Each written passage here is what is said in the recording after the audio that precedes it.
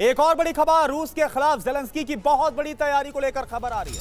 रूस पर हमले के लिए अमेरिका से हथियार और मांगे हैं। ज़ेलेंस्की ने डोनाल्ड ट्रंप को हथियारों की लिस्ट भी बाकायदा सौंप दी है। टॉमहॉक समेत कई लॉन्ग रेंज वेपन की डील संभव है। 90 अरब डॉलर के समझौते की अब तैयारी है यूक्रेन और अमेरिका के बीच। पॉलिटिको की रिपोर्ट के हवाले से बड़ा दावा है।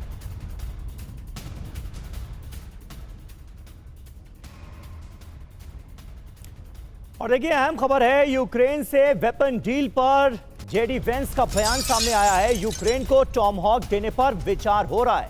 यूक्रेन को टॉमहॉक देने पर डोनाल्ड ट्रंप आखिरी फैसला लेंगे। शांति वार्ता नाकाम होने पर फैसला बदला।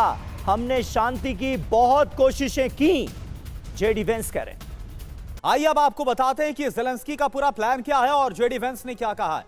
यूक्रेन जंग में ट्रंप का योद्धा, जी हां, ज़ेलेंस्की कि अगर बात की जाए तो यूएस से 90 अरब डॉलर की वेपन डील संभव है, ये बोल रहे हैं। जेडी वेंस का बयान क्या है? यूक्रेन बार बार लंबी दूरी के हथियार मांग रहा है और अब बड़ी बात यह है कि 3-3.5 साल होने के बाद अब अमेरिका गंभीरता से विचार कर रहा है।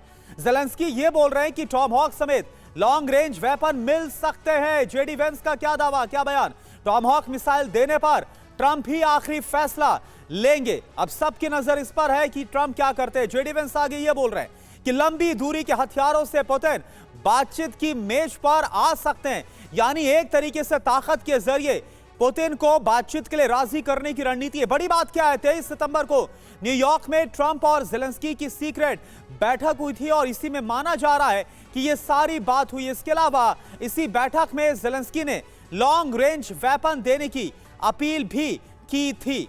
तो यूक्रेन को टॉमहॉक मिली तो क्या होगा, समीर?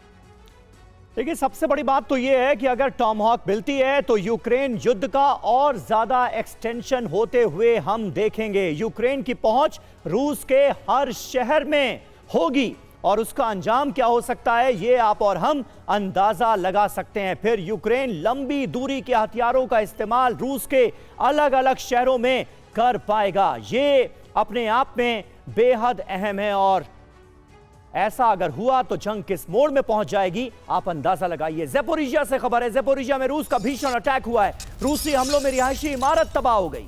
हमले में यूक्रेन के 22 लोग घायल हुए।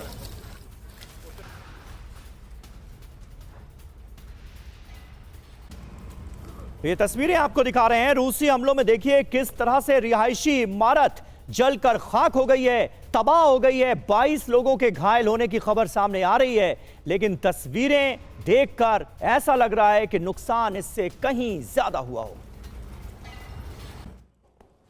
और वहीं यूक्रेन की तरफ से लगातार रूस पर बारूदी प्रहार किया जा रहा है। तस्वीरें भी आपको दिखाते हैं। आर्टिलरी ब्रिगेड ने रॉकेट दागे हैं। होवित्जर तोप से रूसी ठिकानों पर बमबारी की गई है। ये देखिए आप, रूस की यूएवी कमांड पोस्ट पर भी हमला किया गया।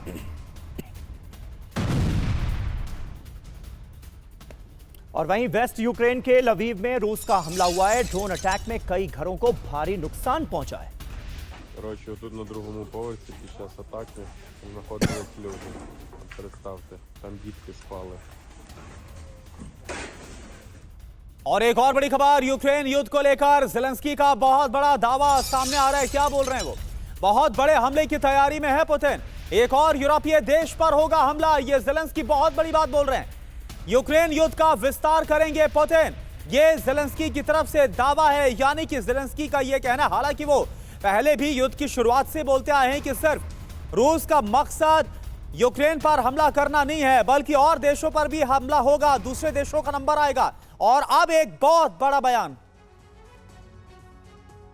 तो ज़ेलेंस्की की विनाशवाणी, महायुद्ध की तैयारी। दावा देखिए क्या है, यूक्रेन युद्ध की तैयारी में है पुतिन।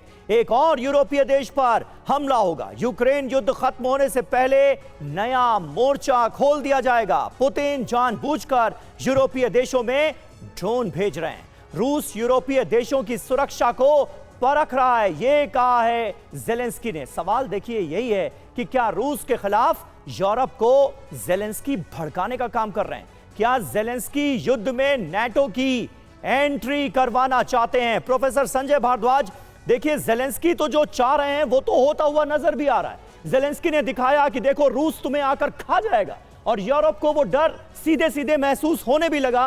सीधे सीधे नाटो वर्सेस रशिया की तैयारियां होती दिखने लगी। लेकिन क्या अब ये होने जा रहा है? देखिए समीर, ये बात बिल्कुल सही है जो आप कह रहे हैं कि जेलेंस्की के लिए क्या है, वो उसके लिए एग्जिस्टेंशियल थ्रेट है, खतरा है, और रशिया चाहता है कि जेलेंस्की को हटाओ। यूक्रेन के लिए भी एग्जिस्टेंशियल खतरा है, वो एक एक्सटेंड तक जा रहा है और वो लॉन्ग रेंज मिसाइल की डिमांड कर रहा है ताकि वो युद्ध को आगे बढ़ा पाए और उसको रशिया तक ले जा पाए। लेकिन मुझे एक बात समझ में नहीं आ रही कि जितनी भी पार्टीज इन्वॉल्व हैं, चाहे यूरोप है, अमेरिका है, रशिया है या जेलेंस्की, एक वो तो है ही, कौन शांति की बात कर रहा है? कोई भी शांति की बात नहीं कर रहा। अमेरिका यूक्रेन को उस एक्सटेंड तक ले जाना चाहता है कि वो एक बार दंडवत होकर कहे कि जो डील करना है, जो क्रिटिकल मिनरल्स लेना है, जिस तरीके से करना है वो आप ले जाइए, क्योंकि वो कर्ज में आ जाएगा। 90 अरब डॉलर का जब वो मिसाइल्स खरीद रहा है तो कहाँ से चुकाएगा? अमेरिका का सीधा सीधा इन्वॉल्व है।